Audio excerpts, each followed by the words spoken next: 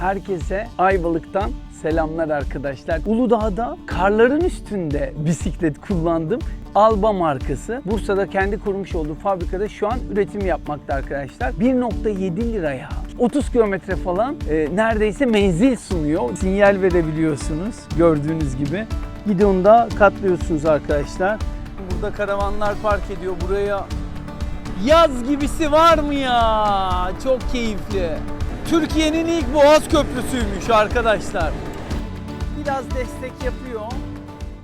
Herkese Ayvalık'tan selamlar arkadaşlar. Çok güzel güneşli bir havada böyle bir video çekmek istedim. Önümde Alba Fold 3 katlanır elektrikli bisiklet var ve takipçilerim bilirler 7-8 yıldır ben tam zamanlı karavanda yaşıyorum ve bu bisiklet karavan için müthiş bir match olmuş. Yani çok güzel eşleşmiş diyebilirim. Çünkü katlanır olması, ister arabanızın bagajınıza, isterseniz katlayarak karavanın içinde bir yere falan koyabilirsiniz. Tabii ki ben karavanın içine koymayı bunda düşünmüyorum. Arabanın arka koltuklarını yatırınca çok rahat bir şekilde bu bisiklet sığıyor. Biraz sonra zaten katlayıp size onu göstereceğim.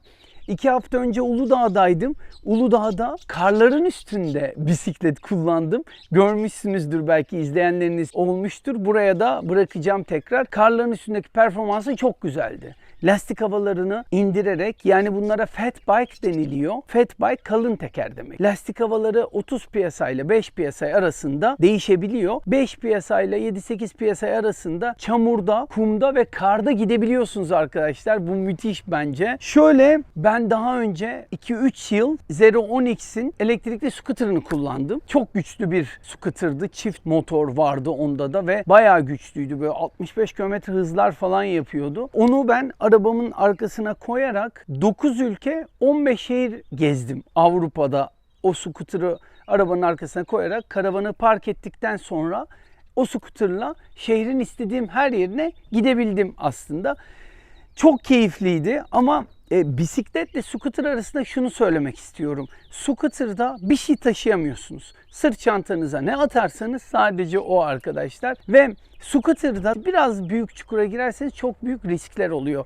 O yüzden böyle kalın tekerlekli bisikletler özellikle Türkiye'miz için çok uyumlu arkadaşlar. 2 yıl önce Avustralya'da yaklaşık 1 yıl kaldım. Orada da araçüstü çadırımla ve arkaya bir tane fat bike koyarak bir sürü kamplara gittim. Buraya da onlardan video, fotoğraf bulursam buraları bir yerlere koyarım. Yani şunu söylemek istiyorum. Fat bike'la kamp yapmak, ister araçüstü çadırınızla, ister karavanınızla arabanızın arkasına koyarak, ben çok güzel Çekidemir arkasına koymuştum bisikleti ve çok keyifli yerlere gitmiştim. Çünkü çekme karavanda arabanız oluyor bir yerlere gitmek için ama motokaravanda veya araçüstü çadırda yerleştikten sonra bir yerlere gitmeniz daha zor arkadaşlar. O yüzden bu katlanır bisiklet o konularda da müthiş diye söylemek istiyorum. Alba Fold 3 bisikleti çok araştırdım.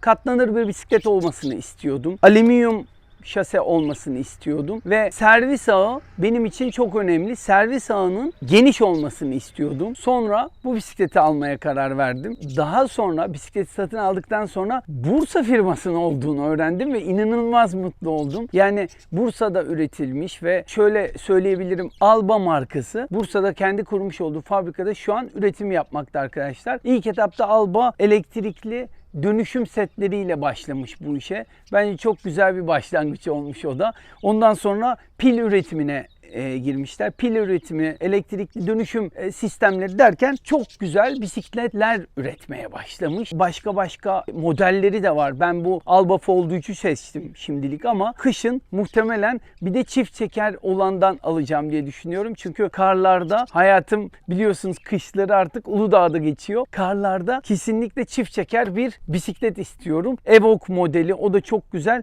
Onun da bir deneyimleyip bir tanıtım videosunu yapmak istiyorum. Nasıl bir model olduğunu buralara bir yerlere bırakırım. Bu bisikleti birazcık anlatmak istiyorum. Çünkü 2-3 haftadır geziyorum. İşte yokuş performanslarını, uzun yol performanslarını videolar çekerek anlatacağım zaten. Biraz deneyimledikten sonra size bu videoyu çekmek istedim arkadaşlar. Bu bisiklette arkadan itişli, arka jantın ortasında olan 250 watt, yaklaşık 60-70 Nm gücünde olan bir motor kullanmışlar.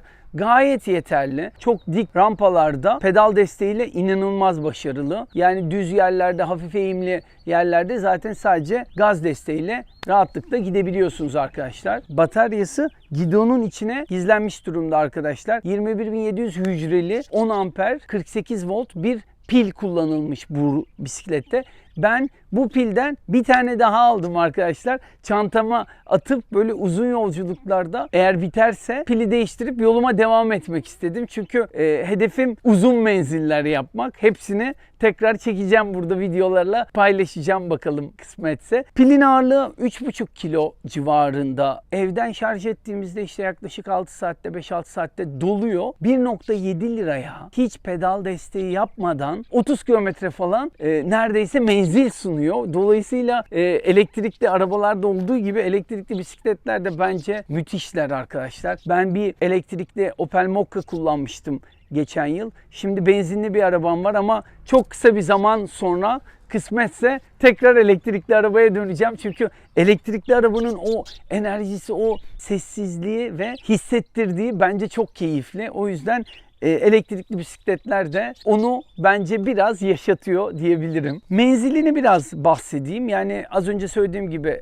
sadece gaz desteğiyle 30 kilometre civarında. Tabii ki bu havanın sıcaklığına, her şeyine bağlı olarak değişiyor. Eğer pedal desteği de biraz yaparsanız ortalama 50 kilometre bir pilde rahatlıkla gidebileceğinizi ben düşünüyorum. Ve gittim de, yani pedal desteğiyle 45'leri falan rahat gördüm. Tabii ki hepsi çok fark ediyor. Yani kaçıncı kademede kullandığınız, el gazını kullanıp kullanmadığınız. Çünkü kaçıncı kademede kullanırsanız kullanın, el gazınızı açtığınızda motora tam güç veriyor. O da dolayısıyla pili daha hızlı bitiriyor. Menzil konusuna bence gayet yeterli. Hele 2 pilden sonra ben çok mutlu oldum diyebilirim. Zaten bu videonun sonuna birazcık yokuş testleri ve işte Ayvalık'a gittim, Cunda Adası'na gittim. Yaklaşık buradan 17 kilometre falan sanırım orası. Ve o videoyu da bu anlatımların arkasına ekleyeceğim zaten. Oradan yokuş testlerini, diğerlerini de göreceksiniz arkadaşlar. 2 tane şarj aleti var. Bir standart yanında gelen 2 amper, bir de ekstra satın alabileceğiniz 3 amper bir şarj aleti var. 2 amperle işte az önce söylediğim gibi yaklaşık 5-6 saatte piliniz doluyor. 3 amper alırsanız %40 daha hızlı şarj edebiliyorsunuz. Pili çıkartmadan da buradan şarj edebiliyorsunuz. Ama pili çıkartarak da bisikletiniz atıyorum evinize çıkmıyorsa alıp yanınıza, evinizde de pili şarj edebiliyorsunuz. O da çok başarılı olmuş bence. Kenda marka arazi lastikleri var bu bisikletin üstünde, 20 inç büyüklüğünde. Gayet konforlu. Şu an ben 30 PSI'da tutuyorum. 30 PSI'da yolda da iyi bir akışkan sürüş sağlıyor bence. Bir arazi içinde tekrar böyle bir 20 PSI'lara indirip biraz da arazide de deneyeceğim. Şu an için sadece karda ve hafif patika yolda ve yolda denemiş oldum ama arazi performansını da merak ediyorum açıkçası. Alüminyum alaşımlı bir gövde olduğu için çok ağır değil. Pili çıkartırsak 30,5 kilo ağırlığında, yani dolayısıyla diğer çelik gövdelere kıyasla biraz daha hafif diyebilirim. Frenlerine gelecek olursak, benim Avustralya'daki bisikletim de hidrolik frendi. Bu da hidrolik fren arkadaşlar. Hidrolik fren gayet başarılı. Hem hidrolik hem de disk fren, dolayısıyla ikisi de zaten birlikte oluyor. Çok başarılı frenleri ve hissiyatı da çok güzel. Oranını çok iyi ayarlayabiliyorsunuz. Frenleri hidrolik olması da gayet başarılı bence. Frene bastığınızda stopları yanıyor. Stop lambası yanıyor yani. Bu da çok güzel olmuş.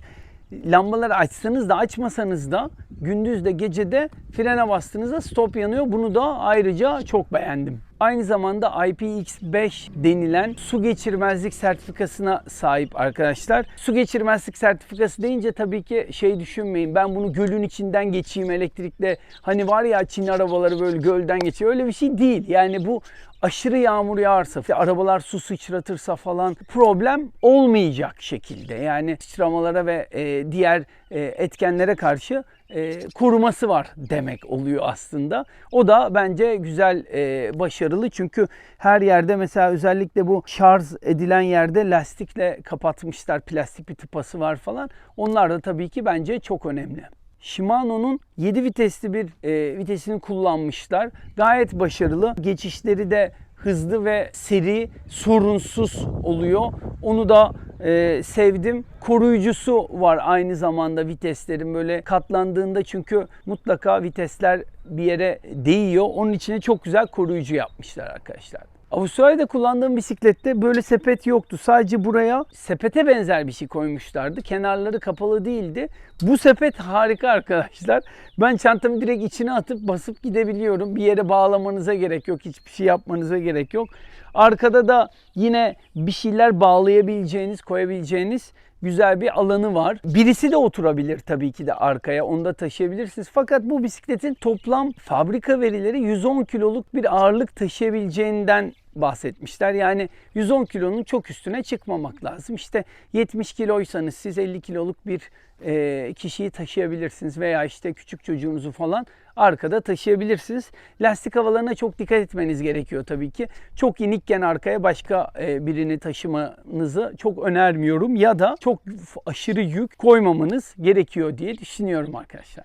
Amortisörlerine gelecek olursak, hem önde amortisörleri var hem de ortada ve gayet başarılı. Yani amortisörlerinin yumuşaklığı, sertliği ayarlanabiliyor ve isterseniz de tamamen ön amortisörü iptal edip amortisörsüz bir şekilde kullanıyor hissiyatını yaşayabilirsiniz. Çok araziye girmiyorsanız, ağırlıklı düz yolda gidiyorsanız ben kapatıyorum zaten, ama hafif patika yollarda falan gayet iş görüyor. Amortisörlerini çok sevdim. Arka amortisörü birazcık daha sert ama bence olması gereken. Çünkü arkası yumuşak olursa olmaz zaten. Sürekli arkası tak tak diye vurur. O yüzden amortisörleri de bence çok başarılı. Kesinlikle amortisör olması gerekiyor bir fat bike'da, öyle düşünüyorum. Ekran NFC ile çalışıyor arkadaşlar. Mesela basıyorsunuz, NFC istiyor. NFC anahtarlığını değdirince, aynı anda basınca ekran açılıyor. Bunu çok güzel yapmışlar. Yani bisikleti kitlemeyi unuttunuz, kitlemediniz. Alarmını kurmadınız ve birisi alıp götürmek istedi, yine pedallayıp götürmesi gerekiyor. Bunu çalıştıramıyor. Dokundurarak çalıştırıyorsunuz. Ekrandan mesela bu sıfırdaysa arkadaşlar hiç pedal desteği yapmıyor.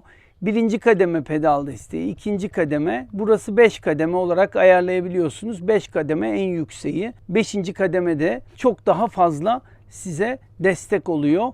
Aynı zamanda burada farklı trip 1, trip 2 gibi kendiniz ayarlayabildiğiniz mesafeleri ölçebiliyorsunuz. Buradan farları açıyoruz. Farlar gayet başarılı. Tabii ki farlar açılınca stoplar da açılıyor. Yani aynı araba gibi parklar açılıyor aslında arkada da. O çok keyifli. Ama ben sinyale bayıldım. Sinyal böyle motosiklet gibi arkadan sinyal verebiliyorsunuz. Gördüğünüz gibi. Böyle sol tarafa da aynı şekilde. Bir de çok güzel korna yapmışlar. Böyle hakikaten korkuyor insanlar böyle çok yakından yapınca. El gazı da harika yere konumlandırılmış. Bu şekilde çok kolay basabiliyorsunuz. Burayı kavradığınızda da böyle baş parmağınızla rahatlıkla yapabiliyorsunuz. Vitesler de böyle Shimano'nun bahsettiğim gibi çok kolay. Hemen atılıyor.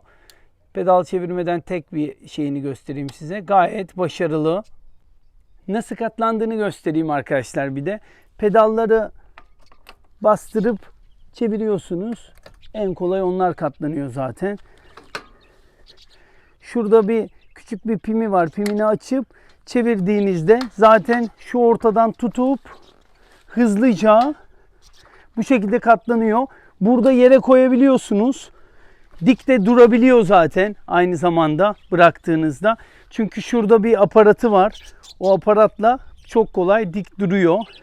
Gidonu katlarken de bir küçük bir aparatını yukarı kaldırıp gidonda katlıyorsunuz arkadaşlar. Ve harika bir folding bike olmuş oluyor.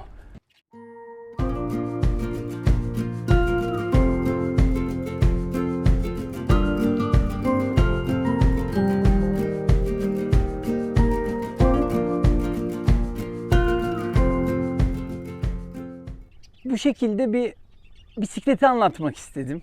Kesinlikle fat bike bence her karavanda olması gerekiyor. Çünkü ulaşım muhteşem kolaylaşıyor. Hem çok keyifli hale geliyor.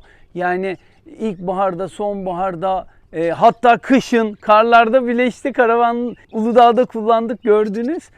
Her daim kullanabilirsiniz bence. Size bisikletle daha devamını çekeceğim. Farklı farklı yerlere gitmeyi hedefliyorum buralarda, çünkü arazilerde, karşı tarafta deniz kenarında gideceğim yerler var. Hepsini sonraki videolarda görürüz. Şimdi yol testi videomuzda sizi baş başa bırakıyorum. Umarım hoşunuza gitmiştir. Böyle bir bisiklet neden almanız gerektiğini, neden Alba markasını seçtiğimi biraz size anlatmaya çalıştım aslında. Bu tarz videoların devamını görmek istiyorsanız lütfen kanala abone olun. Hepinizi çok seviyorum. Kendinize iyi bakın. Görüşürüz.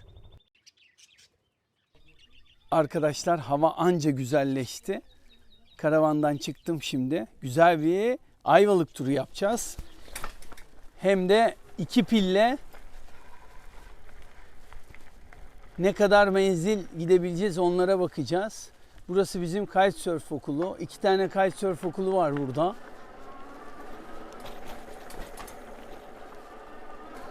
Ağzımızı açık gitmememiz gerekiyor çünkü çok fazla sinek var. Cunda ile aramızda 13 kilometre falan var. Ayvalık'ın içi 5-6 kilometre. Burası çok güzel gerçekten. Zeytinliklerin ardından sahil kenarından gidiyor yol. Cunda Köprüsü'ne kadar buradan gidiliyor. Çok keyifli. Dün hava yağmurluydu. İnanılmaz güzel kokuyor etraf şu an. Hava da çok güzel ısındı.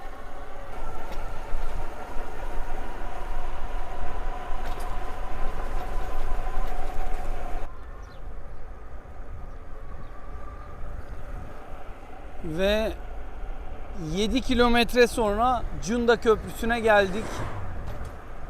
81 Kite Club'tan burada karavanlar park ediyor. Buraya çok seviyorlar.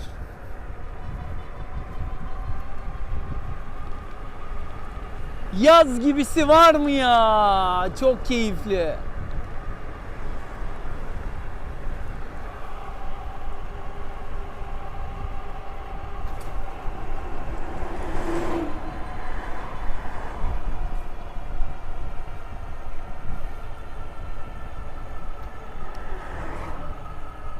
Hafif bayır, 30 kilometre ile çıktı. Şimdi daha dik yerlere gideceğiz bakalım. 44.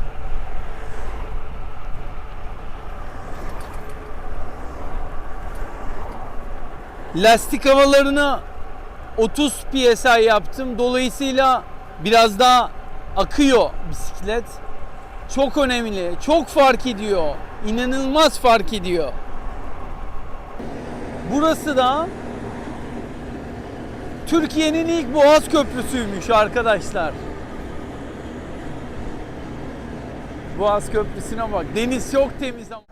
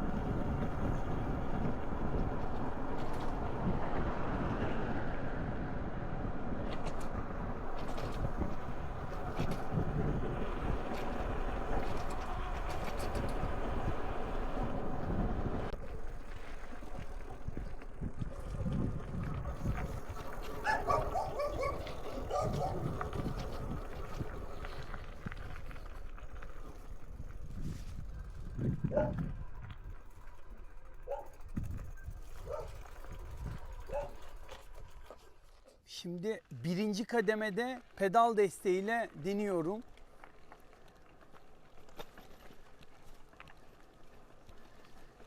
Yani şu an biraz destek yapıyor. 12 kilometre ile çıkıyorum ama bayağı güç veriyorum.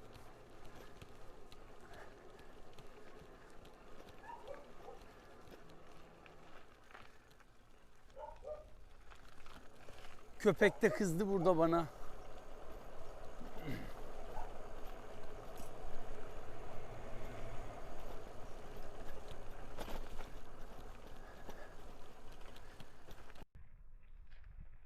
Hissettiriyor, bir giyinme var arkada.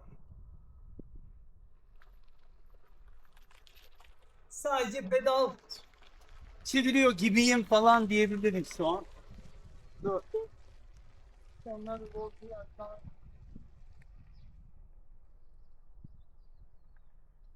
Bu saat pedal desteği yaptım. Sonlara doğru 11 kilometreye düştü.